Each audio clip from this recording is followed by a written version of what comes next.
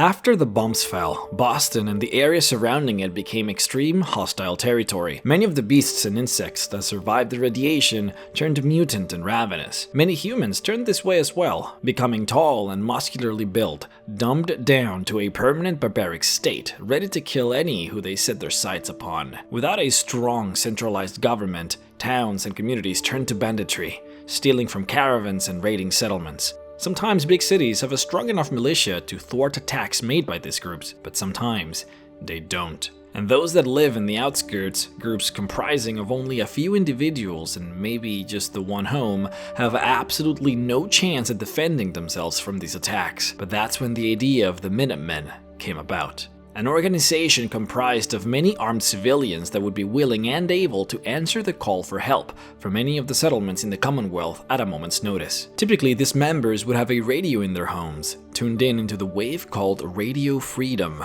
where, if danger arose, they would hear the calling for help. They would then, at a moment's notice, arm up and gather themselves to fight for someone else. The idea stuck, and it worked. The Minutemen became popular in the Commonwealth for their speed and heroism.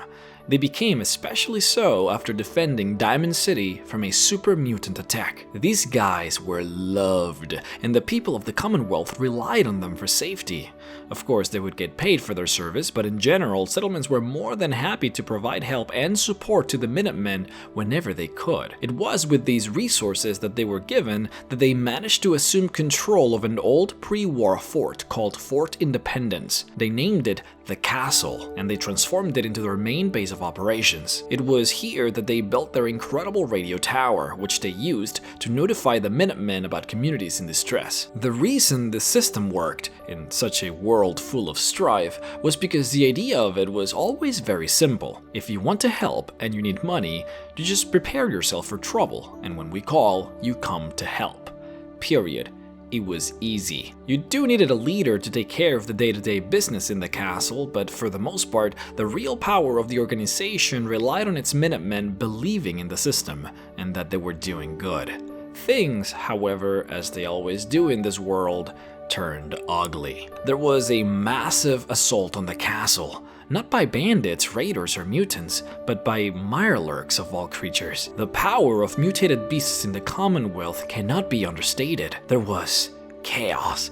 It came as an ambush, too fast for any Minutemen to respond, and too deadly, since an enormous MrRhexx queen had made an appearance in order to take the fort. It had seemed that the queen had set her eyes on the fort in order to use it as a hatchery for her babies, and she wasn't going to let any human stop her from doing that. General McGann of the Minutemen, the chosen leader of the organization at the time, mistook this enormous MrRhexx for a behemoth. And thinking that it was a band of powerful super mutants, he locked himself up in the armory and rigged it with explosives. It is believed that this general wasn't very popular in the organization, but in the end, he sacrificed his life to make sure that no one would get a hold of all of the armaments that the Minutemen had accrued throughout the years. Of course, it ended up being MrRhexx instead of super mutants, so his life was sort of wasted, but it was heroic nonetheless. The poor general ended up dying out of hunger and thirst after drowning his sorrows with the Amontillado wines that they had stored in the armory. This marked the start of their fall into darkness. Without having the castle as a centralized main hub for their activities, and mainly without having access to the radio tower for communications, they started to split off into different regiments. Different groups with different sergeants would form, all of course who would still recognize the general as their leader, but not even that lasted for long. The next 40 years were hard on the Minutemen because of that. When General Baker died, the different cells of Minutemen in the Commonwealth couldn't settle for a new leader. They all had their guy, and the politics of it all kept them from unifying under a single general after that. Internal strife started to erupt, and the political landscape within the leaders became incredibly fragile.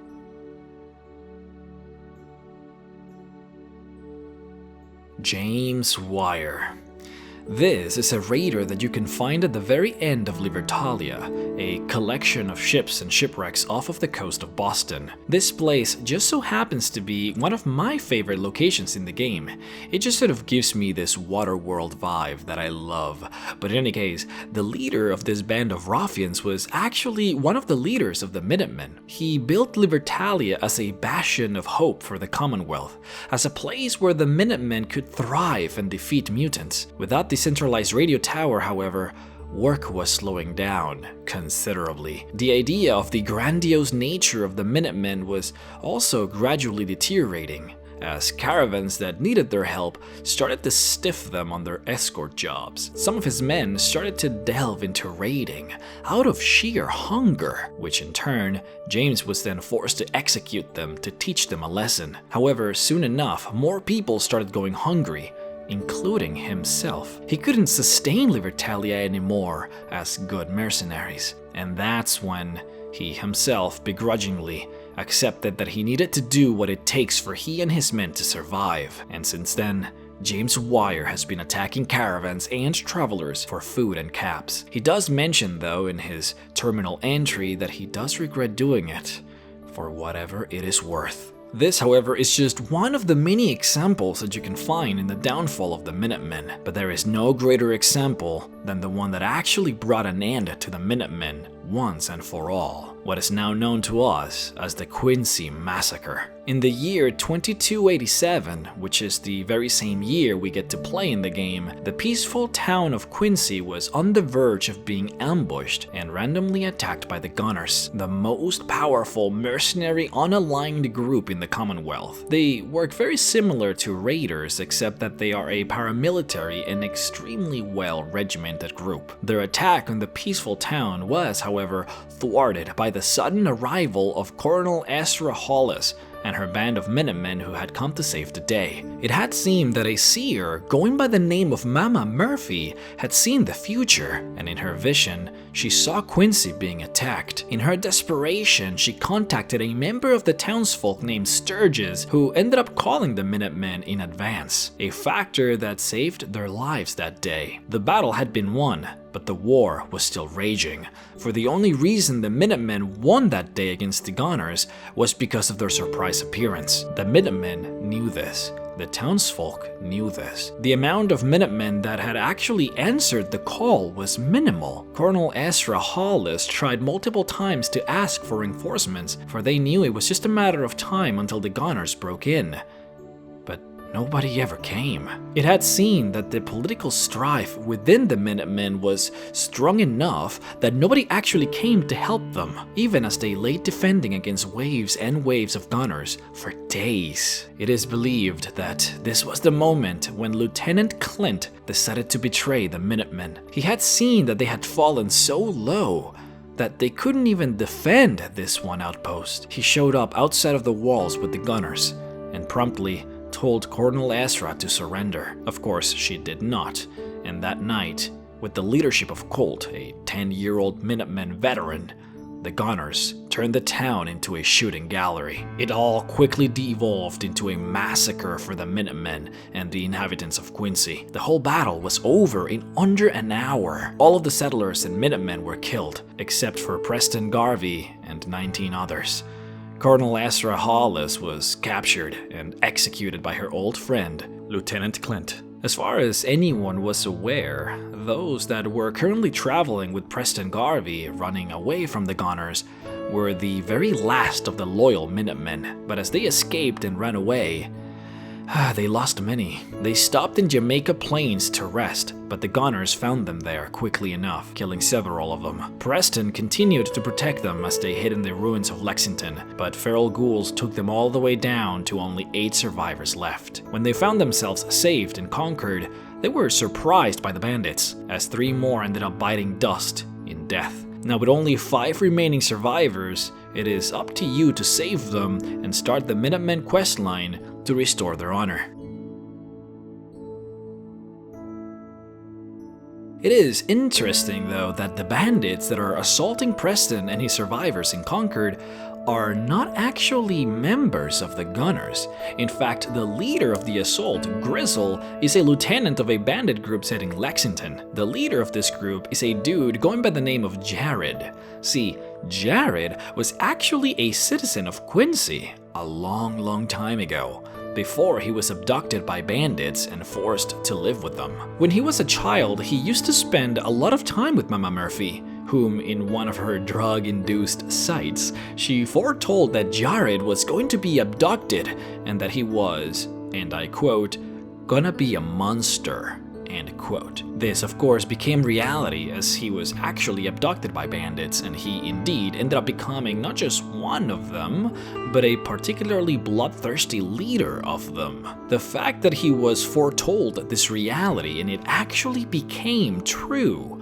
was burned in his brain. He became obsessed with the idea of seeing the future, and he spent his entire life attempting to duplicate Mama Murphy's ability to no avail. He began recruiting members with the sole purpose of experimenting on them by making them consume drugs and test their ability to see that which hasn't happened yet. His lieutenant, Grizzle, informed them that an elderly woman was traveling with a caravan by Lexington, a person that seemed to fit the bill of this Mama Murphy. At this point, Jared tasked his bandits to capture and bring her back to him, so that he might experiment on her. So in fact, these bandits wanted nothing to do with Preston or the Minutemen for that matter. Fun fact though, Mama Murphy claims that a long time ago, she used to be a strong and ruthless fighter. She was very muscular and specialized in unarmed combat. She even goes so far as to claim that she once ripped the head off of a raider using just her bare hands, which earned her the name Murphy the Madwoman. The coding on her character actually reflects this, as her stats has her with a shocking 19 to her strength score. That's insane! Mama Murphy! In any case, after all of these events, the Minutemen sort of ceased to exist. Not everyone actually knows about the Quincy Massacre or what happened there, since communications is extremely restricted in the Commonwealth. But whatever leaders were left after they were all killed in Quincy, they all simply decided to scrap the whole thing and leave. You might find interesting, however, one of the biggest secrets about this whole questline and story. It's kind of random, but Sturgis is actually a synth. A third-generation synth made to be very much impossible to distinguish between it and a real human. Whatever its reason was to be in Quincy, or whatever its reason would be to infiltrate the now powerful Minutemen organization created by the sole survivor, we will not know. I hope you all enjoyed the video, and thank you so much for spending the time to watch it. Before I let you guys go, I would like to thank Alexander Bryson, Dylan Baker, and Alex Fitchie for supporting me on patreon.com/MrRhexx at the $25 level. You have my sincerest gratitude. Be sure to give us a like and a subscribe if you like this content, and keep in touch for more Skyrim and Fallout videos. See you later, guys.